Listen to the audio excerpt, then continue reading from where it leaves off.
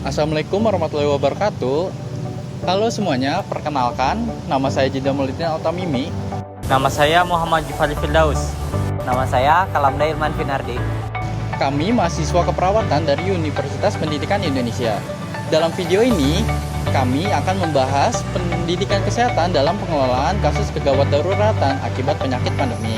Di tengah situasi global yang pernah diguncang oleh COVID-19, kita semua belajar bahwa penanganan cepat dan tepat dalam kondisi kegawat daruratan sangatlah krusial, terutama bagi tenaga kesehatan yang berada di garis terdepan. Pemahaman tentang tindakan kegawat daruratan menjadi kunci dalam menyelamatkan nyawa.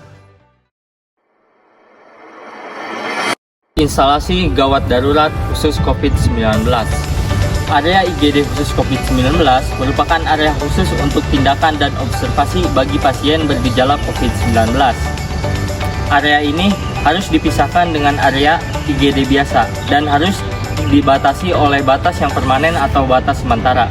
Pasien yang sudah memasuki IGD khusus COVID-19 tidak bisa memasuki IGD yang biasa. Lalu juga perawat yang akan keluar masuk IGD khusus COVID-19 harus melalui ruangan downing atau doving. Itu menurut Kemenkes Republik Indonesia tahun 2020. Saat memasuki IGD khusus COVID-19, ada beberapa hal yang harus diperhatikan. Yang pertama, petugas kesehatan seperti dokter dan perawat itu akan melakukan tindakan observasi, monitoring, atau tindakan yang dibutuhkan oleh pasien.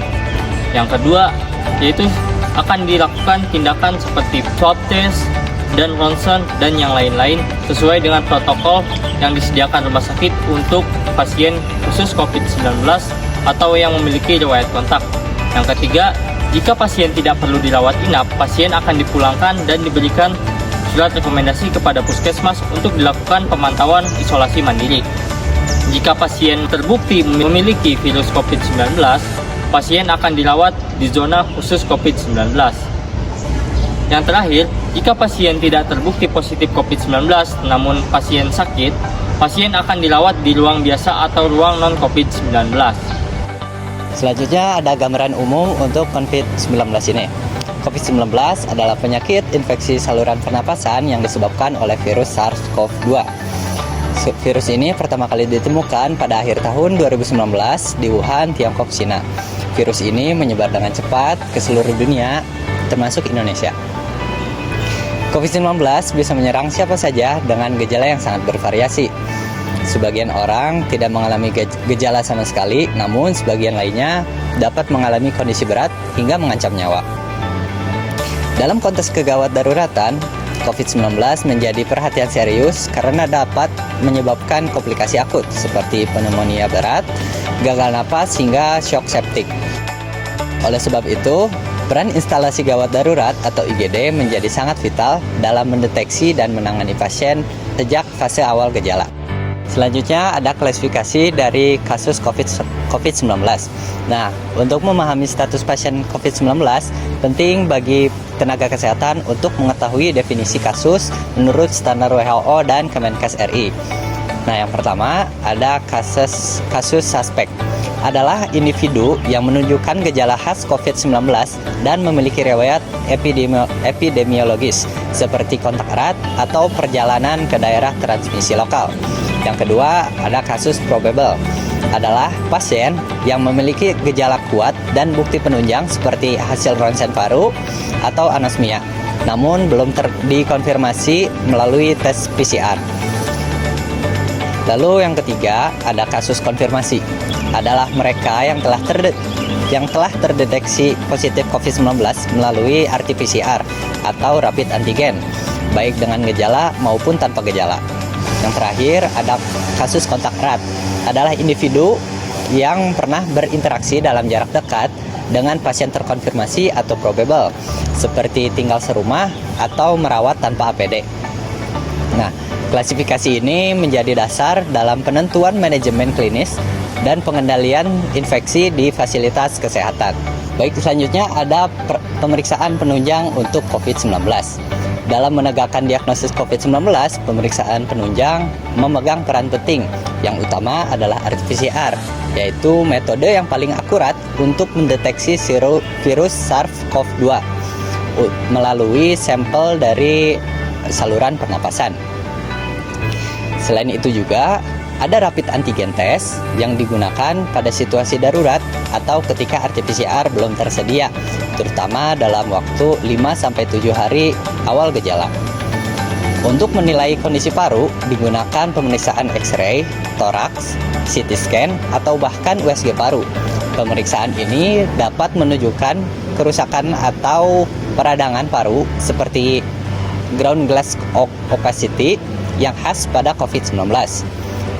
Dengan kombinasi gejala klinis dan pemeriksaan penunjang, tenaga kesehatan dapat menilai seberapa berat kondisi pasien, menentukan lokasi perawatan, dan menyusun rencana intervensi secara tepat. Selanjutnya yaitu ada tanda dan gejala COVID-19. Menurut Burhan dan kawan-kawan tahun 2020, klasifikasi tanda dan gejala COVID-19 dibagi menjadi 5. Yang pertama ada tanpa tanda gejala COVID-19. Beberapa pasien COVID-19 tidak ditemukan tanda dan gejalanya. Yang kedua ada tanda ringan, di mana pada pasien dengan tanda dan gejala ini tapi tidak disertai bukti pneumonia virus dan hipoksia, terdapat gejala seperti demam, batuk, anoreksia, dan mialgia. Lalu tanda tidak spesifiknya seperti sakit tenggorokan, kongesti hidung, diare, mual, muntah, hilangnya kemampuan penciuman atau anosmia, atau hilangnya kemampuan pengecapan atau eugenesia yang muncul sebelum onset gejala pernapasan yang biasanya dilaporkan.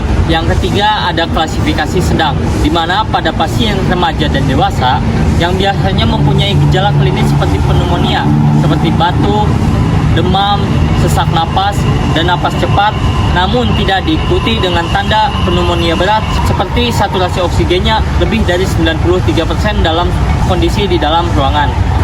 Yang keempat ada klasifikasi berat atau pneumonia berat, di mana pada pasien remaja dan dewasa dengan tanda klinis pneumonia seperti batuk, demam, sesak napas, dan napas cepat, ditambah salah satu tanda dari pneumonia berat yaitu frekuensi napas lebih dari 30 kali per menit dan saturasi oksigennya kurang dari 93%.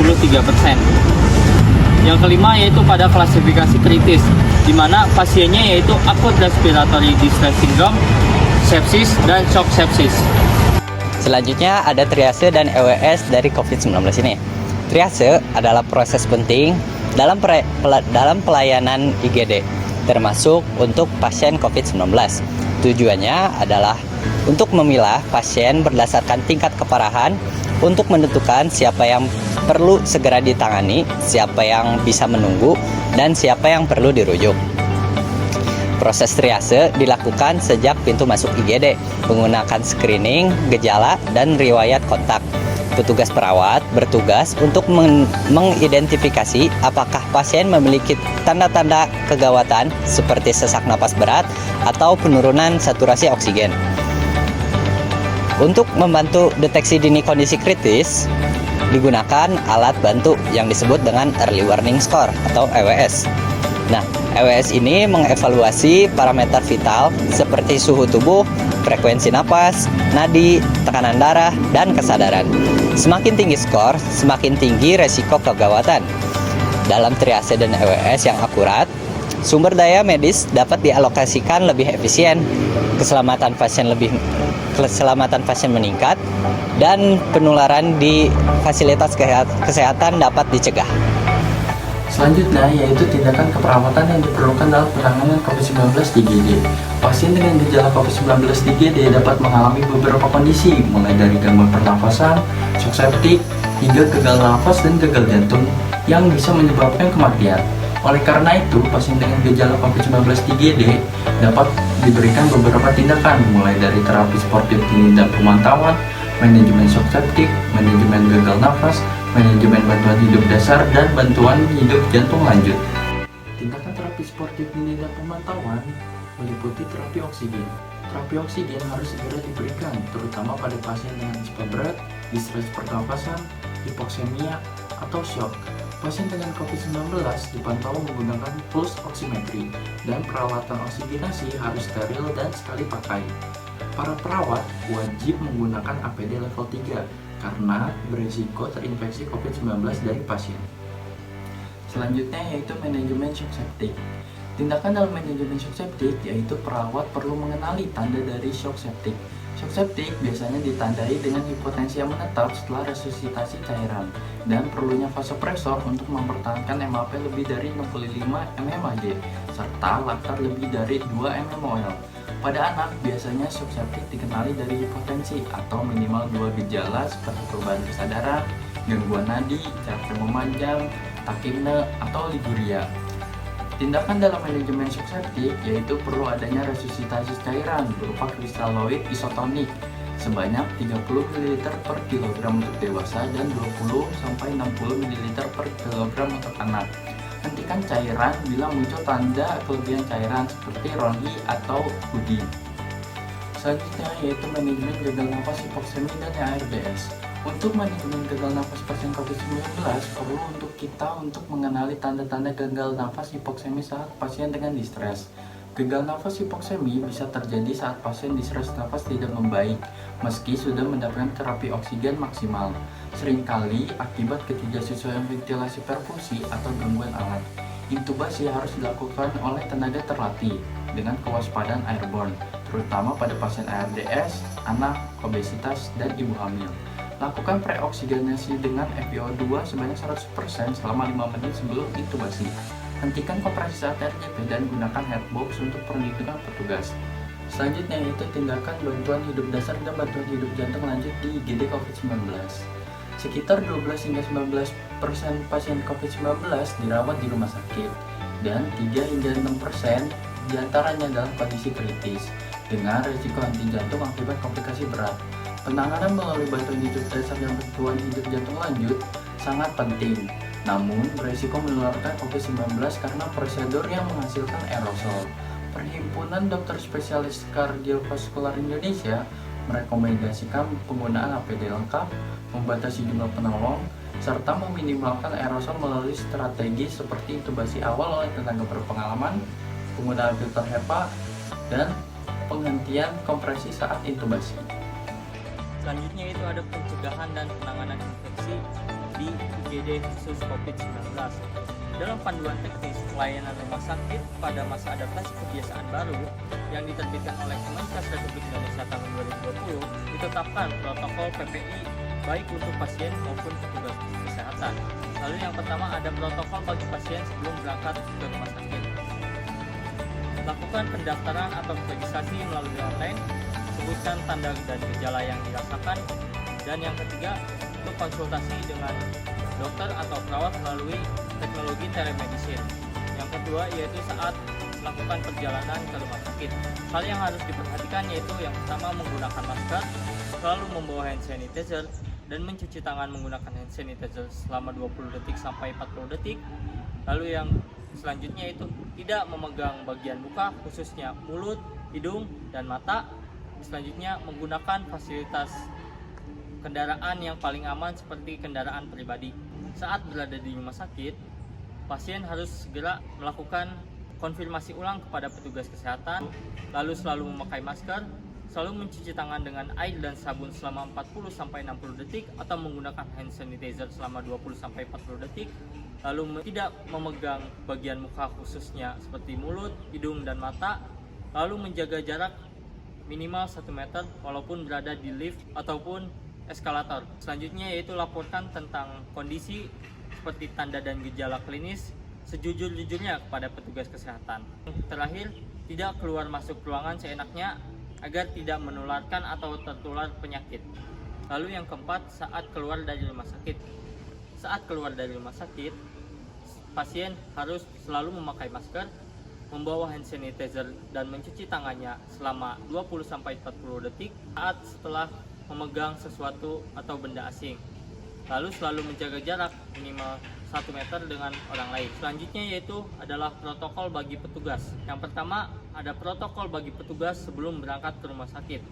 Petugas harus bisa memastikan kondisi dirinya sehat dan tidak mempunyai gejala klinis khusus COVID-19.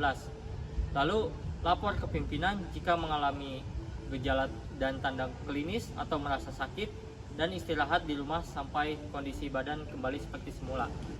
Tidak memakai perhiasan atau aksesoris saat akan ke rumah sakit. Selalu pakai masker, selalu membawa hand sanitizer, dan gunakan sarana transportasi yang paling aman untuk ke rumah sakit. Lalu yang kedua yaitu saat petugas kesehatan berada di rumah sakit, di mana petugas kesehatan harus masuk melalui pintu yang berbeda dengan pasien umumnya. Lalu bagi petugas yang akan melakukan kontak langsung dengan pasien suspek COVID-19 harus mengganti pakaian pribadinya dengan pakaian rumah sakit. Dan yang terakhir yaitu selalu menggunakan masker bedah saat bekerja.